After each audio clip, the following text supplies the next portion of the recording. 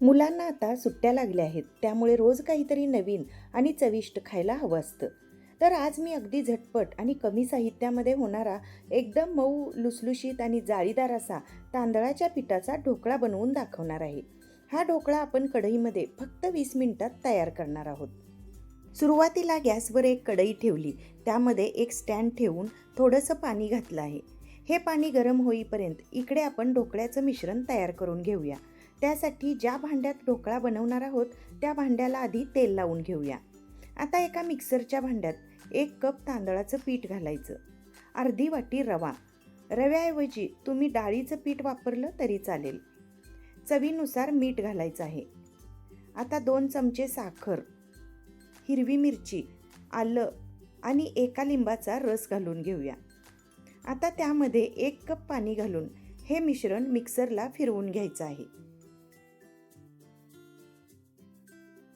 मिक्सरला फिरवल्यानंतर मिश्रण थोडंसं घट्ट वाटलं, त्यामुळे मी अजून अर्धा कप पाणी घातलं. म्हणजे इथे आपल्याला एकूण 1.5 कप पाणी लागलं आहे. अशा पद्धतीने छान स्मूथ मिश्रण तयार होतं.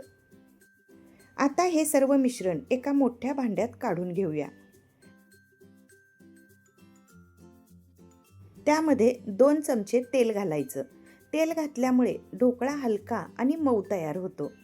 आता हे मिश्रण व्यवस्थित मिक्स करून घेऊया.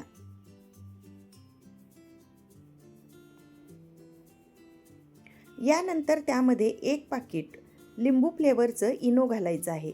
या इनोमुळे ढोकळ्याला खूप छान टेस्ट येते आणि ढोकळा मस्त फुलून येतो. आता इनो ॲक्टिवेट होण्यासाठी वरून थोडंसं पाणी घालून हलक्या हाताने पटकन मिश्रण मिक्स करून घेऊया. आता वेळ न घालवता लगेचच हे मिश्रण तेल लावलेल्या भांड्यात ओतून घ्यायचं आहे.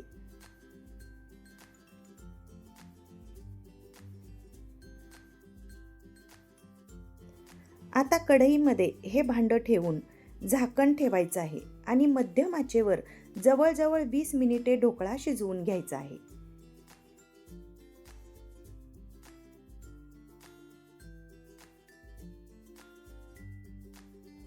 वीस मिनिटानंतर पहा, आपला ढोकळा किती सुंदर आणि टम्म फुगलेला आहे. आता हा ढोकळा थोडा थंड होऊ देऊया.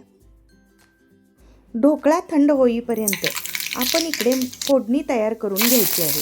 त्यासाठी तेलामध्ये मोहरी, कढीपत्ता आणि हिरव्या मिरच्या घालायच्या. त्यानंतर त्यामध्ये 1 चमचा साखर घालून वरून थोडंसं पाणी ओतायचं आणि ही फोडणी हलकीशी उकळून घ्यायची.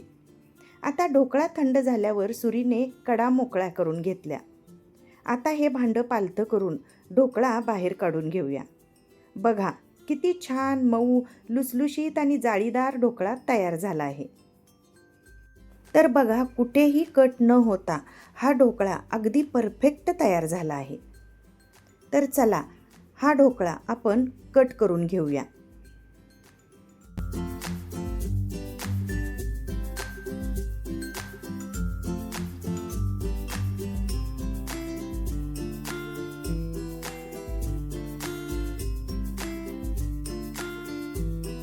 आता कट केल्यावर बघा, आतूनही किती छान जाळी पडली आहे आणि ढोकळा किती स्पॉन्जी झाला आहे ते तुम्ही पाहू शकता.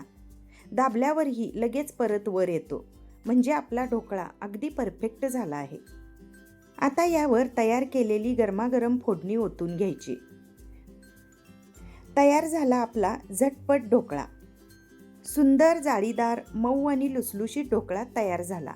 मुलांना सुट्ट्यांमध्ये रोज काहीतरी वेगळं खायला हवं असतं, तर त्यांच्यासाठी हा ढोकळा एकदम परफेक्ट ऑप्शन आहे. लहानांपासून मोठ्यांपर्यंत सगळ्यांनाच आवडणारा आणि लगेच पटकन होणारा, न फसणारा असा हा ढोकळा तुम्हीही नक्की करून बघा. व्हिडिओ आवडला असेल तर एक लाईक करा, शेअर करा आणि चॅनलला सबस्क्राईब करायला अजिबात विसरू नका. परत भेटूया अशाच छान छान रेसिपीसोबत. तोपर्यंत धन्यवाद.